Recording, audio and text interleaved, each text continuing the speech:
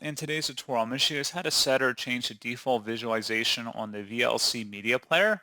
So this should hopefully be a pretty straightforward process, guys. And without further ado, let's go ahead and jump straight into it. So all you have to do is select the Tools tab at the top, and then you want to go down and select Preferences. Select the Audio tab up here at the top, and then where it says underneath Effects, Visualization, you can click the drop down and select any of the items in here you're looking for as default, and then you would select Save to save it, and that's all you'd have to do. So pretty straightforward process, guys, and as always, thank you for watching. I do hope that I was able to help you out, and I do look forward to catching you all in the next tutorial. Goodbye.